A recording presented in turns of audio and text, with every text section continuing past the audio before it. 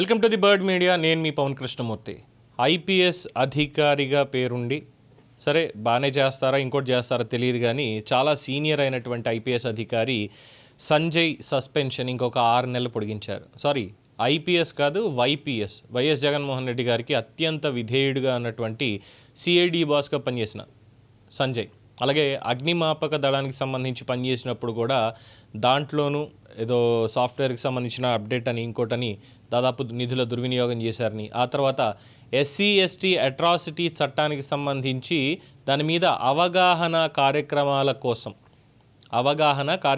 కోసం అసలు ఎటువంటి అవగాహన కార్యక్రమాలు నిర్వహించకుండానే నిధులని డ్రా చేయించుకునేలా చేశారని, తనకి కావాల్సినటువంటి ఏజెన్సీలకే ఆ టెండర్లు ఇప్పించి ఇంకా అందులోనూ ఏకపక్షంగా ఇదంతా చేశారని ఆరోపణలు ఎదుర్కొంటున్నారు. ఇది ప్రధాన అభియోగాలు. ఇది మాత్రమే కాకుండా ఆయన చేసినటువంటి ప్రహసనం ఏంటంటే అర్ధరాత్రి కనీసం ముందస్తు అరెస్ట్ నోటీసు అనేది కూడా లేకుండా ఏ కేసులో అరెస్ట్ చేస్తున్నారు, ఒక ప్రజాప్రతినిధిని, మాజీ ముఖ్యమంత్రిని, ప్రతిపక్ష నేతని అరెస్ట్ చేయడానికి తగినటువంటి ఆధారాలు చేతిలో ఉన్నాయా లేదా, దానికి సంబంధించి గవర్నర్ గారిని, ఎందుకంటే ఎగ్జాంపుల్ చెప్తున్నాం మనం ఎలా వ్యవస్థల్ని వాడుకుంటున్నారు కక్షపూరితంగా అనేటువంటి దానికి.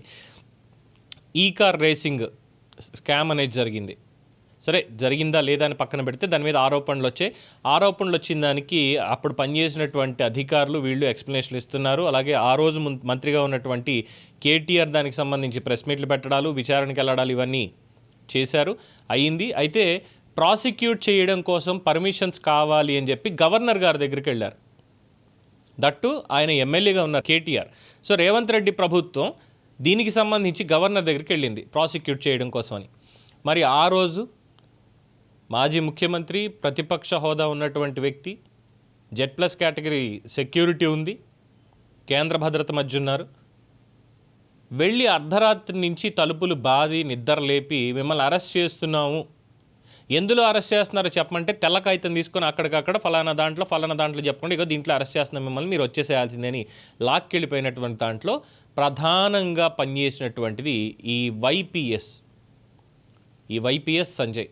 ఇప్పుడు ప్రభుత్వం ఇంకొక 6 నెలలు సస్పెన్షన్ పొడిగిస్తూ కూడా నిర్ణయం తీసుకుందంటే వచ్చే మే 2026 అప్పటి వరకు కూడా సస్పెన్షన్లోనే ఉండాలి. అలాగే ఇక కేసులన్నీ కూడా ఆయన ఎదుర్కోవాలి. ఫైర్ సర్వీసెస్ డీజీగా ఉన్నప్పుడు చేసినటువంటి దానికి, అలాగే ఎస్సీ ఎస్టీకి సంబంధించినటువంటి దానికి అన్నిట్లో కూడా ఆయన విచారణ ఎదుర్కొని తీరాల్సిందే.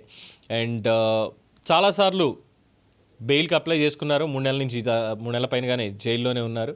బెయిల్ అన్నీ కూడా కింద కోర్టులన్నీ తిరస్కరించాయి. 90 రోజులు దాటిన తర్వాత మళ్ళీ రెగ్యులర్ బెయిల్ కోసం, డిఫాల్ట్ బెయిల్ కోసం దీనికి సంబంధించి మళ్ళీ ఆయన అప్లికేషన్ పెట్టుకోవాలి. అప్లికేషన్ పెట్టిన తర్వాత వాదోపవాదాలు విన్న తర్వాత అప్పుడు దాని మీద చర్యలు అనేవి ఉంటాయి. బెయిల్ వస్తుందా రాదా అనేది తర్వాత విషయం. అయితే ఇక్కడ ఒకటి మిస్ అవుతోంది,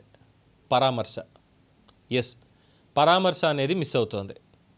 జగన్మోహన్ రెడ్డి గారు లండన్ పర్యటనలో ఉన్నప్పటికీ కూడా ఆయనకి తగ్గట్టుగా, ఆయన మనసుకి నచ్చినట్టుగా పనిచేసి ఏది కావాలో, ఏది చూడాలనుకున్నారో అది చూపించి, అది చేసి, ఆ తర్వాత కూడా ఏ విధంగా దాన్ని కొనసాగించారు అనేది కూడా తెలిసినటువంటి అంశమే. ఇక తన అధికారాన్ని అడ్డం పెట్టుకొని తన పరిధి కాకపోయినప్పటికీ కూడా ఒక విషయం మీద అడిషనల్ అడ్వకేట్ జనరల్గా ఏం చేయాలో అది చేయడం మానేసి ఈ కేసులకు సంబంధించినటువంటి దాంట్లో మీడియా పాయింట్కి వెళ్ళి, ఎక్కడ స్టేట్లోనే కాదు, అటు హైదరాబాద్లోను, ఆంధ్రప్రదేశ్లోను, ఏకంగా ఢిల్లీలో కూడా వెళ్ళి ఇక్కడికి ఎలీట్ మీడియా తప్పితే ఇంకెవరు రావద్దు, తెలుగు మీడియా అస్సలు రావద్దు అంటూ వ్యాఖ్యానాలు చేసినటువంటి సదరు సిఐడి డీజీ సంజయ్ ఇప్పుడు కటకటాల్లోనే మగ్గుతున్నారు. జగన్మోహన్ రెడ్డి గారి పరామర్శ లేదు. అదిగో అట్లీస్ట్ ఇప్పటికైనా ఒక మాట బయటికి రావాలి కదా. అత్యంత సీనియర్ ఆఫీసరు, అత్యంత నిజాయితీపరుడైనటువంటి వ్యక్తి ఐపీఎస్ సంజయ్ గారిని ఈ విధంగా పెడతారా అంటూ కనీసం ఉత్తరోత్తర ఉన్నటువంటి రిలేషన్స్ వీటి పరంగానైనా సరే వెళ్ళాలి కదా. లేదు, అది కూడా చేయకుండానే మొత్తానికి పక్కన పెట్టేశారు. పోనీ ఆయన తరఫున ఎవరన్నా వాదిస్తున్నారా అంటే పార్టీ తరఫు నుంచి ఎలాగో ఆయన ఇవ్వడానికి లేదు. ప్రైవేట్ వాళ్ళని పెట్టడానికి డబ్బులు మరి సంజయ్ గారు పెట్టుకోగలుగుతారో లేదో తెలీదు. అందువల్ల న్యాయ సహాయం కూడా ఆయనకి పెద్దగా ఏం దొరకట్లేదు.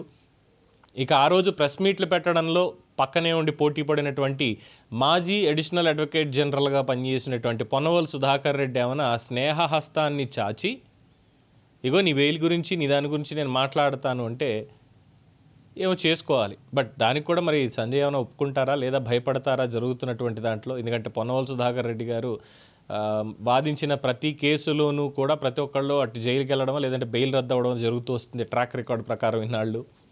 అందువల్ల మరి సంజయ్ గారి పరిస్థితి ఏంటి అనేది ఇక భవిష్యత్తు తేల్చాలి.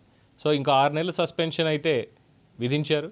చూద్దాం ఇలా ఐపీఎస్ ఆ స్థాయికి కళంకం తీసుకొచ్చేలా పనిచేయడం అనేది ఎంతవరకు సమంజసం అనేది ప్రశ్న చాలామంది నుంచి వస్తుంది. దీని మీద మీ అభిప్రాయాన్ని కామెంట్స్ రూపంలో తెలియజేయండి. చూస్తూనే ఉండండి ది బర్డ్ మీడియా.